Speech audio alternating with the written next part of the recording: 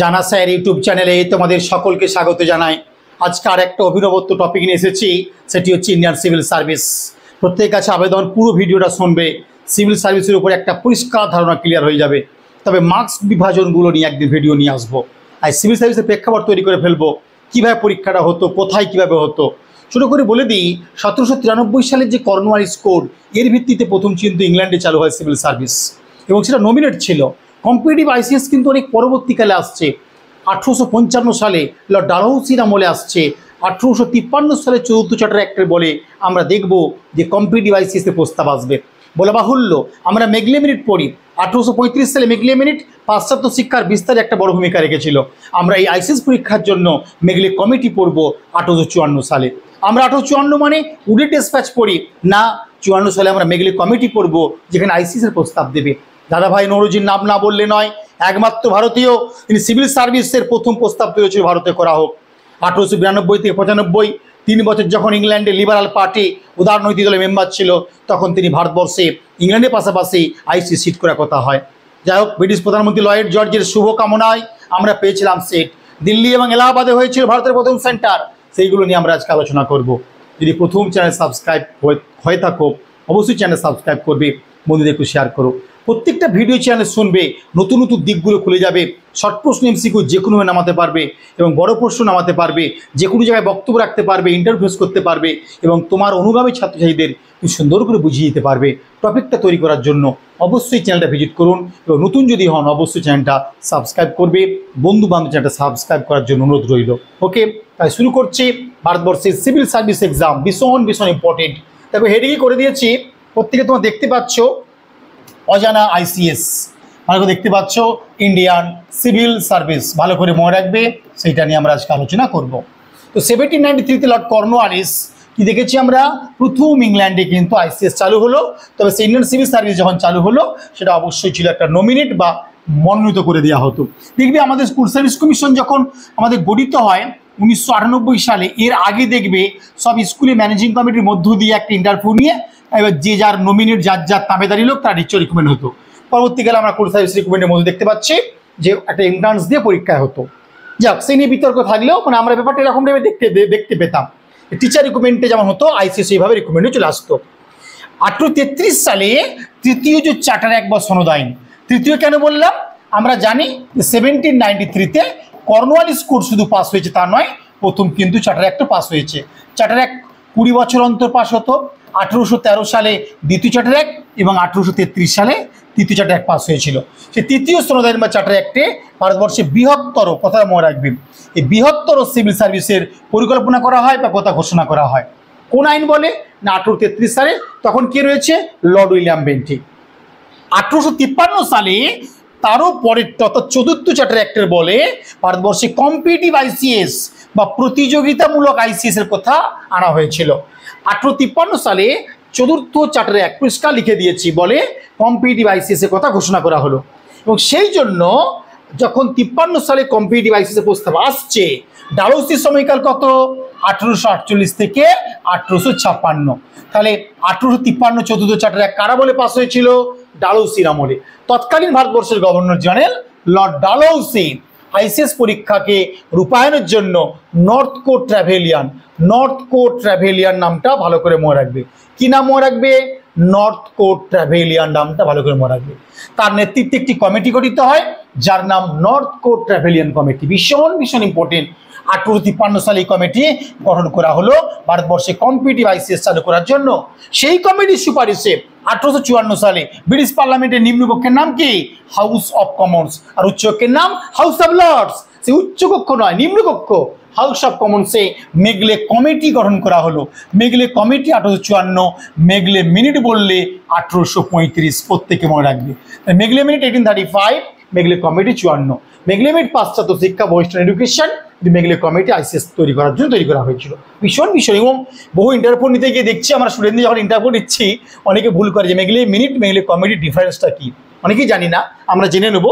সেই জন্য জানা স্যার ইউটিউব চ্যানেল তোমাদের 1855 সালে ভারতবর্ষে প্রথম কম্পিটিটিভ আইসিএস বা প্রতিযোগিতামূলক আইসিএস চালু হলো। এই গেল আমাদের কোম্পানির আমল। কোম্পানির আমল বলতে কি না, পলাশি থেকে সিপাহী, এই পিরিয়ডটা হচ্ছে কোম্পানির আমল। মনে রাখবে। এবারে সিপাহী বিদ্রোহের পরবর্তীকালে আমরা দেখব যে 1858 সালে প্রথম ভারত শাসন আইন জারি হয়ে গেল। যে আইন বলে আগস্ট মাসে প্রথমে লন্ডনে আইসিএস শুরু হয়ে গেল এবং তৎকালীন ঘোষণা করা হলো যে ইংল্যান্ডের যে উপনিবেশ ভারতবর্ষে রয়েছে তার 250টা 250টা জেলা এক একটি করে আইসিএস দের নিয়োগ করা হবে। 250টি জেলায় আর একজন আইসিএস নিয়োগ করা হবে। আইনের নাম কি? সেকশন 32। ভীষণ ভীষণ ইম্পর্টেন্ট, এটা প্রত্যেকে মনে রেখে দিবে যে সেকশন 32 আইন বলে আইসিএস দের নিয়োগ করা হবে। মোট জেলা উল্লেখ করলো কত? 250 এবং তারা নিয়োগ হবে ভারত সচিব দ্বারা। ভারত সচিব কি? ইন্ডিয়ান সেক্রেটারি জেনে দরকার আছে। 1784 সালে পিটস ইন্ডিয়া গঠিত হয় বা পিটের ভারত শাসন চালু হয়। এই আইন বলে তৈরি হয় বোর্ড অফ কন্ট্রোল। কি তৈরি হয়? বোর্ড অফ কন্ট্রোল তৈরি হয়। এই বোর্ড অফ কন্ট্রোল 1858 সালে অবলুপ্তি ঘটিয়ে এই পদটাই তৈরি হয় ভারত সচিব পদ। অতি ভারত সচিব পদ নতুন কিছু নয়, বোর্ড অফ কন্ট্রোল আধুনিক নাম 1858 সালে। এবং আর্ল স্ট্যানলি ভালো করে মনে রাখবে, এই আর্ল স্ট্যানলি হচ্ছে শেষ বোর্ড অফ কন্ট্রোলের সভাপতি, যিনি প্রথম ভারত সচিব হয়েছিল। সেই ভারত সচিব দ্বারা আইসিএসরা রিক্রুটমেন্ট হবে ঘোষণা হয়ে গেল। তবে আমরা দেখছি ভারতবর্ষে কম্পিটিটিভ আইসিএস চালু হলো, ভারতীয়দের গিয়ে সেখানে দিতে হতো, ভারতে তখন পরীক্ষা শুরু হয়নি। তো দেখতে পাচ্ছি আমরা অক্সফোর্ড, লন্ডনের যে Oxford university, Cambridge university, London university, Trinity college, যে কলেজের ছাত্র কিন্তু জওহরলাল নেহরু ছিল, মনে রাখবে এটা, এখান থেকে বেশি আইসিএস কোয়ালিফাইড করছে। Trinity college of London, London university, Cambridge university and Oxford university, এখান থেকে বেশি আইসিএস কিন্তু কোয়ালিফাইড করছে বা মেধা তালিকায় চলে আসতো। 1892 থেকে 95 দীর্ঘ 3 বছর ব্রিটিশ পার্লামেন্টের নিম্নকক্ষ হাউস অফ কমন্স ছিলেন দাদাভাই নওরোজি লিবারাল পার্টি থেকে। দেখো উল্লেখ করেছি এই সময়কালে 1893 সালে দাদাভাই নওরোজি ব্রিটিশ পার্লামেন্ট নিম্নকক্ষ হাউস অফ কমন্সে কি বলেছিলেন? প্রথম দাবি তুলছে, যাকে আইসিএস ম্যান বলা হয় ভারতবর্ষে, প্রথম একজন ভারতীয় যিনি আইসিএস পরীক্ষাকে ভারতে চালু করার দাবি রেখেছিলেন যে ভারতবর্ষে পাবলিক সার্ভিস কমিশন গঠন করা হোক এবং লন্ডনের সঙ্গে ভারতবর্ষে একসঙ্গে, লন্ডনের সঙ্গে ভারতবর্ষে একসঙ্গে আইসিএস করা হোক। এই দাবি কে করছেন? সেই দাদাভাই নওরোজি। সেই প্রস্তাবের কিছুদিন পরে দেখছি মহারানী ভিক্টোরিয়া মৃত্যুর আগের বছর 1901 সালে মারা যায় 22শে জানুয়ারি মহারানী ভিক্টোরিয়া, ভালো করে মনে রাখবে। সেই ভিক্টোরিয়া মৃত্যুর আগের বছর 1900 খ্রিস্টাব্দে আইসিএস অফিসারদের জন্য একটা অফিসিয়াল ইউনিফর্ম চালু করে গিয়েছিলেন, ভালো করে মনে রাখবে, যেটা আজও কিন্তু বিরাজমান, বললে চলবে না। যাই হোক, ব্রিটিশ ভারতবর্ষ 1858 থেকে শুরু হয়েছিল এবং যেটা চলেছিল 1947 পর্যন্ত। এই সময়কালে 1919 সালে একটি ভারত শাসন আইন জারি হয়েছিল। এই ভারত শাসন আইন বলে আইসিএস পরীক্ষাকে আমরা দুটো ভাগে ভেঙে ফেললাম। কি কি ভাগে ভাগ করলাম? এক, দেখে নাও, অল ইন্ডিয়া সার্ভিসেস, ভীষণ ইম্পর্টেন্ট। আর একটা হচ্ছে সেন্ট্রাল সার্ভিসেস। কি নাম? Central services. তাহলে আবারও কি বললাম? একটা অল ইন্ডিয়া সার্ভিসেস, অপরটা হলো সেন্ট্রাল সার্ভিসেস। দুটো ভাগে আইসিএসকে ভেঙে ফেলা হলো 1919 আইন বলে। 1919 ভারত আইন বলে কি হলো না, সেন্ট্রাল পাবলিক সার্ভিস কমিশন গঠন করার প্রস্তাব তোলা হলো। কি তোলা হলো? সেন্ট্রাল পাবলিক সার্ভিস কমিশন গঠনের প্রস্তাব করা হলো 1919 ভারত আইন বলে। সেই ভিত্তিতে 1922 সালে প্রথম ভারতবর্ষে আইসিএস পরীক্ষা শুরু হলো। দীর্ঘ আন্দোলনের পরে 1922 সাল ইম্পর্টেন্ট ইয়ার, যে বছর ভারতবর্ষে আইসিএস নেওয়া শুরু হলো। পরীক্ষা কেন্দ্র দুটি শহরে হয়েছিল, একটি দিল্লি, প্রথমে বলে এসেছি, অপরটি এলাহাবাদ। কেন দুটি শহর নেওয়া হয়েছিল আমরা অনেকেই জানি না। 1911 সালের পর থেকে আমরা দেখেছি যে ভারতের রাজধানী চলে যায় দিল্লিতে, তাই নতুন রাজধানী দিল্লি। এবং 1858 সালে মহারানী তার ঘোষণাপত্র জারি করলো এলাহাবাদ শহরে, ভিক্টোরিয়ার ঘোষণাপত্রের শহর এবং দিল্লিতে নতুন রাজধানী। এই দুটো কেন্দ্রে প্রথম বেছে নেওয়া হয়েছিল আইসিএস সেন্টার। পরবর্তীকালে কলকাতাতেও সেন্টার করা হয় আইসিএস। এবারে আসবো 1924 সালে 1924-এ আর্থার লি, প্রখ্যাত মানুষ ছিলেন, আর্থার লি এর সভাপতিত্বে একটি কমিশন গঠন করা হলো। কি গঠন করা হলো? একটি কমিশন গঠন করা হলো। তার প্রাণপুরুষ কে ছিলেন? চেয়ারম্যান কে ছিলেন? আর্থার লি। তার নামেই নাম হলো লি কমিশন। কি নাম হলো? লি কমিশন। ব্রিটিশ প্রধানমন্ত্রী কে ছিল? Lloyd George. মনে রাখবে এটা। 1919 সালে যখন প্যারিসের শান্তি সম্মেলনে ভার্সাই চুক্তি হয়, সেখানেও পৌরোহিত্য করেছিল এই লয়েড জর্জ। এই লয়েড জর্জ ভারতবর্ষের আইসিএসকে স্টিল ফ্রেম বা ইস্পাত কাঠামো বলেছে। সেই লয়েড জর্জ ভারতবর্ষের সিভিল সার্ভিস কি বলেছে? স্টিল ফ্রেম বা ইস্পাত কাঠামো। একাধিক পরীক্ষায় প্রশ্ন, ভারতবর্ষে আইসিএস কবে নেওয়া হয়? 1922 সালে ইংল্যান্ডে যেতে হবে না, এখানে সেন্টার করা হলো। কয়টি শহরে সেন্টার হয়েছিল বলে দিয়েছি। 1924 সালে লি কমিশন গঠিত হয়। সেই কমিশনে সময় ব্রিটিশ প্রধানমন্ত্রী ছিল লয়েড জর্জ, যিনি ভারতবর্ষ সিভিল সার্ভিসকে বলছেন স্টিল ফ্রেম বা ইস্পাত কাঠামো। এই লি কমিশনের সুপারিশে 1926 সালে গঠিত হলো সেন্ট্রাল পাবলিক সার্ভিস কমিশন। কি গঠন করা হলো? Central public service commission. এই কমিশন 1935 সালের ভারত শাসন আইন নাম হয় ইউপিএসসি বা union public service commission. Outstanding question, UPSC নামটা কবে হয়েছিল? ইউনিয়ন পাবলিক সার্ভিস কমিশন 1935-এ, 1926-এ প্রতিষ্ঠা হলেও সেটা সেন্ট্রাল নামাঙ্কিত ছিল। ইউনিয়ন পাবলিক সার্ভিস কমিশন নাম হচ্ছে 1935-এর ভারত শাসন আইন বলে। এবারে আসবো 1924 সালে যে লি কমিশন গঠন হয়েছিল, সেখানে আইসিএস পরীক্ষা যে নেওয়া হবে, সেখানে দুই ধরনের কথা বলা হয়েছিল। একটি ফেডারেল পাবলিক সার্ভিস কমিশন, অপরটি হচ্ছে প্রভিন্সিয়াল পাবলিক সার্ভিস কমিশন। আবারও বলবো, লি কমিশনে দুই ধরনের আইসিএস কথা বলা হয়েছিল। একটি হলো ফেডারেল পাবলিক সার্ভিস কমিশন, অপরটি হলো প্রভিন্সিয়াল পাবলিক সার্ভিস কমিশন। এই পরীক্ষা দুটি সেন্ট্রাল সুপিরিয়ার সার্ভিস নামে পরিচিত ছিল। এই পরীক্ষা দুটো অর্থাৎ কি? প্রভিন্সিয়াল পাবলিক সার্ভিস কমিশন এবং ফেডারেল পাবলিক সার্ভিস কমিশন দুটি সেন্ট্রাল সুপিরিয়ার সার্ভিসও বলতো অনেকে। যাক, 1924 থেকে 34 দীর্ঘ 10 বছর প্লাস চালু ছিল এটা। 1935 সালে ভারত আইন বলে কি করা হলো? প্রথম প্রস্তাব দেওয়া হলো যে 40% ইউরোপিয়ানদের জন্য আমরা আসন বরাদ্দ রাখবো। কি বলা হলো? যে সমস্ত আইসিএসরা রয়েছেন তাদের মধ্যে 40% বরাদ্দ থাকবে ইউরোপীয়দের জন্য, 40% বরাদ্দ থাকবে ভারতীয়দের জন্য, আর 20% থাকবে লন্ডন এবং ভারতে যারা প্রভিন্সিয়াল সিভিল সার্ভিসে যুক্ত তাদের প্রমোশন বা পদোন্নতির জন্য। এইভাবে 40+40+20-তে ভেঙে দেওয়া হলো। খুব মারাত্মক তথ্য কিভাবে সার্ভিসম্যানরা ভাগে বা ক্যাটাগরিতে ছিল। 1947 সালে ভারতের স্বাধীনতা আইন যখন পাশ হয়ে গেল, তখন পরীক্ষার নাম হয়ে গেল কি? আইসিএসের নাম ইন্ডিয়ান অ্যাডমিনিস্ট্রেটিভ সার্ভিস বা আইএএস। ছোট করে বলে রাখা দরকার, আমরা জানি যে 1935 সালে ভারত আইনে বলা হলো স্টেটগুলো, তখন তো স্টেট ছিল না, 1956 সালে স্টেট হয়েছে, তখন নাম ছিল প্রভিন্স।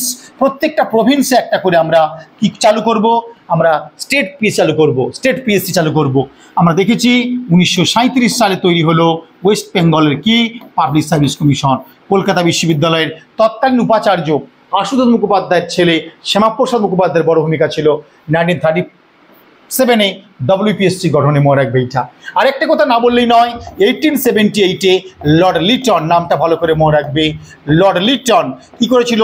স্ট্যাটুটারি সিভিল সার্ভিস বা স্থায়ী civil service, not nominate, not চুক্তিভিত্তিক, নট সিভিক, এই ব্যাপারটাকে তুলে দিয়ে তিনি কি করলেন? স্ট্যাটুটারি বা স্থায়ী আইসিএসে পদক্ষেপ এনেছিল লর্ড লিটন। এবং ইউপিএসসি 26-এ গড়ে উঠল, 37-এ গড়ে উঠেছিল ওয়েস্ট বেঙ্গল পিএসসি। ভালো করে মনে রাখবে।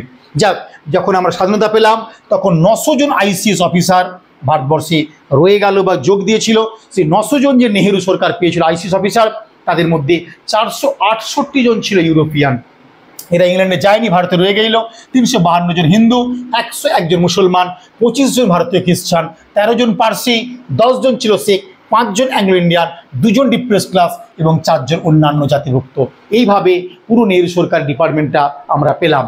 বলে বাহুল্য, স্বাধীনতার সময় মাউন্টব্যাটেন যে বলেছিল যে সমস্ত ভারতে বসবাস করছে তা সেই সমস্ত আইসিএস অফিসাররা ভারতে থাকতে পারে বা ইংল্যান্ডে স্বেচ্ছায় যেতে চাইতে পারে, কোনো অসুবিধা নাই। সাধারণ মানুষ চলে যেতে পারে ইংল্যান্ডে তাদের নাগরিকত্ব দিয়ে মাউন্টব্যাটেন গিয়ে দায়িত্ব নিয়ে। যাই হোক, মাউন্টব্যাটেনের প্রস্তাবের ভিত্তিতে 50,000 ভারতীয় স্বেচ্ছায় ভারতবর্ষ ছেড়ে ইংল্যান্ডে চলে গিয়েছিল। ভালো করে মনে রাখবে। আর 688 জন আইসিএস অফিসার এবং 322 জন ভারতীয় আইসিএস অফিসার ভারত ছেড়ে ইংল্যান্ডে চলে গিয়েছিল।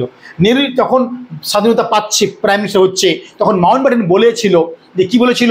যে সমস্ত আইসিএস অফিসার, যে সমস্ত ইংল্যান্ডের মানুষ বা ভারতীয়রা ভারত যেতে চায় বা সাধারণ মানুষ যারা চলে যেতে চায় তারা অবশ্যই যাবে, তাদের বসবাসের অধিকার মাউন্টব্যাটেন নিজে দায়িত্ব নিয়ে করবে।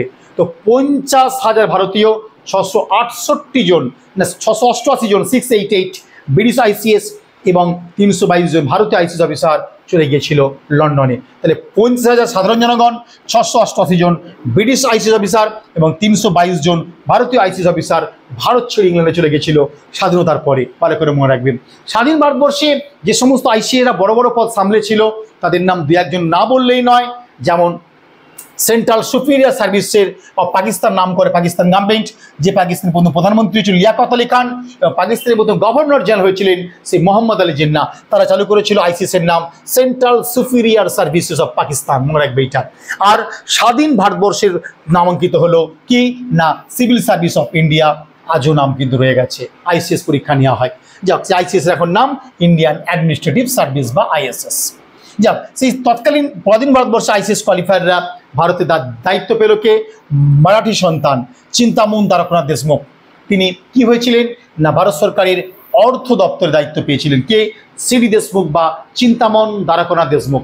অন্যদিকে বিদেশ দপ্তরে নেহেরু বসিয়েছিলেন সেই কেরলের ত্রিবাঙ্কুরের সন্তান কুমারা পদ্মনাভ শিবশঙ্কর মেনন। কাকে বলেছিল? কুমারা পদ্মনাভ শিবশঙ্কর মেনন। বলা বাহুল্য 1905-এ গুরুসদয় দত্ত বীরভূমের সন্তান, যিনি ব্রতচারী সংস্থা প্রতিষ্ঠা করেছিলেন, তিনি কিন্তু আইসিএস কোয়ালিফাইড 1905। 1919 সালে পূর্ব বর্ধমানের সন্তান সুকুমার সেন আইসিএস কোয়ালিফাইড করেছিলেন, যিনি স্বাধীন ভারতবর্ষে নির্বাচন কমিশনের দায়িত্ব পেয়েছিলেন। এবং 1920 সালে সুভাষচন্দ্র বসুর মতো মানুষ আইসিএস কোয়ালিফাইড করেছিলেন। এরকম নানান তথ্য আজকে দেওয়ার চেষ্টা করলাম। মন দিয়ে ভিডিওটা শুনবে, আশা করি খুব ভালো লাগবে। অনেক অনেক অজানা তথ্য ক্লিয়ার হবে। জানাসার ইউটিউব চ্যানেল পক্ষ থেকে প্রত্যেককে ধন্যবাদ জানিয়ে আজকে শেষ করছি। যারা ভালো বই খুঁজছো, স্ক্রিনে আসছে বইগুলো আপনারা দেখে নেবেন, সে ক্লার্কশিপ হোক। যারা ভালো ইতিহাস বই খুঁজছো, একটা বই প্লিজ, একটা বই, হয় ইন্ডিয়ান হিস্ট্রি না নেট সেটটা কিন্তু পাখির চোখ করবেন। আমি আবারও বলে যাচ্ছি, জীবনে যা কিছু কনসেপ্ট ক্লিয়ার হচ্ছে না, ওই বইগুলো পড়ুন, অনেক অনেক কনসেপ্ট ক্লিয়ার হবে। প্রচুর তথ্য পাবে যেগুলো আপনি কোনো বই ঘেঁটে পাবেন না। আর ইউটিউব চ্যানেলটা মন দিয়ে শুনে যান, অনেক দূর আপনারা এগোতে পারবেন। তো আজকে এই পর্যন্তই রইল। ভালো থাকবে সবাই, দেখা হচ্ছে। এনি প্রবলেম স্ক্রিনে আমার নাম্বার দেওয়া রয়েছে, এই বইটা বা তোমরা দেখে নিবে, এই নাম্বারে যোগাযোগ করে নিবে, হোয়াটসঅ্যাপ করে নিবে। সবসময় তোমাদের জন্য জানাশা রয়েছে, আগামী দিনও থাকবে। ওকে, বাই।